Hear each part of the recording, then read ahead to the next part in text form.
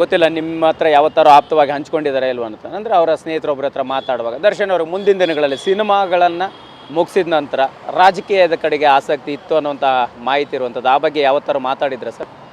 ಎಷ್ಟೋ ಸರಿ ನಾವೇ ಕೇಳಿದ್ದೀವಿ, ಅದಿಲ್ಲ. ಸಿನಿಮಾನೇ ಅವ್ರ ಉಸಿರು, ಅವ್ರ ಅಭಿಮಾನಿಗಳೇ ಅವ್ರಿಗೆ ದೇವರು ಅಷ್ಟೇ.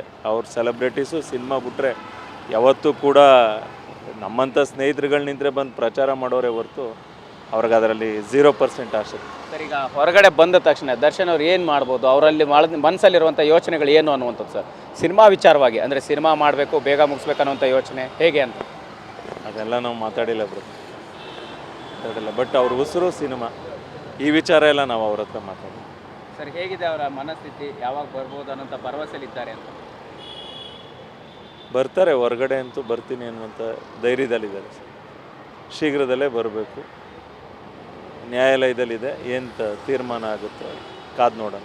ಸರ್, ಫೈನಲಿ ಅವರಿಗೆ ಈ ಘಟನೆಯಿಂದ ಸಹಜವಾಗಿ ಕುಗ್ಗಿರ್ತಾರೆ, ಒಂದು ಮಾನಸಿಕವಾಗಿ ಕುಗ್ಗಿರ್ತಾರೆ, ಸೊ ದೈಹಿಕವಾಗಿ ಕುಗ್ಗಿರ್ತಾರೆ. ಸೊ ಹೇಗಿದ್ದಾರೆ ದರ್ಶನ್ ಅವರ ಸ್ಥಿತಿಗತಿ ಅನ್ನುವಂಥದ್ದು? ಈಗ ಕೆಲವರು ಹೇಳ್ತಾ ಇದ್ದಾರೆ ಹೇರ್ ಕಟ್ ಮಾಡಿಸಿದ್ದಾರೆ, ಆ ಥರದ್ದು ಈ ಥರದ್ದಂತ, ಹೇಗೆ ಅಂತ? ಚೆನ್ನಾಗಿದ್ದಾರೆ ದರ್ಶನ್ ಅವ್ರ ತನನೇ ಇದ್ದಾರೆ, ಚೆನ್ನಾಗಿದ್ದಾರೆ ಸರ್. ಫೈನಲಿ ಇಡೀ ಅಂದರೆ ಈ ಪ್ರಕರಣ ನೀವು ನೋಡ್ದಂಗೆ ಮತ್ತು ಅವ್ರಿಗಾಗಿರುವಂತಹ ಪಶ್ಚಾತ್ತಾಪದ ಸಂದರ್ಭ ನೋಡ್ದಂಗೆ ಹೆಂಗೆ ಅನಿಸುತ್ತೆ ಸರ್?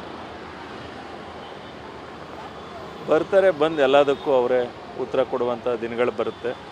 ಅವ್ರಿಗೆ ಒಳ್ಳೆಯದಾಗಲಿ. ರೇಣುಕಾಸ್ವಾಮಿ ಕುಟುಂಬಕ್ಕೂ, ಅವ್ರ ತಂದೆ ತಾಯಿಗಳಿಗೆ, ಅವ್ರ ಪತ್ನಿಯವ್ರಿಗೆಲ್ಲ ಥರ ಒಳ್ಳೆಯದಾಗಲಿ ಅಂತ ಹೇಳ್ತಾರೆ.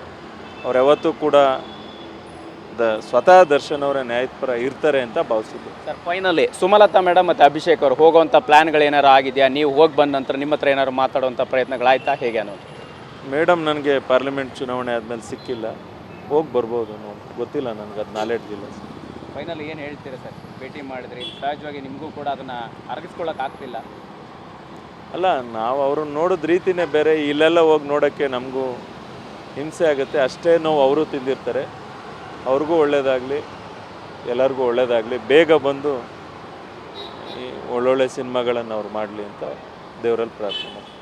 Thank you sir, thank you. Yes, ಇದಿಷ್ಟು ಹೆಣ್ಬಾಳು ಸಚ್ಚಿದಾನಂದ ಅವರ ಮಾತಾಗಿರ್ತಕ್ಕಂಥದ್ದು. ಕ್ಯಾಮ್ರಾ ಪರ್ಸನ್ ಸುಶೀಲ್ ಕುಮಾರ್ ಜೊತೆ ಮಾಲ್ತೇಶ್ ಜಗ್ಗಿನ್, TV9 ಬೆಂಗಳೂರು.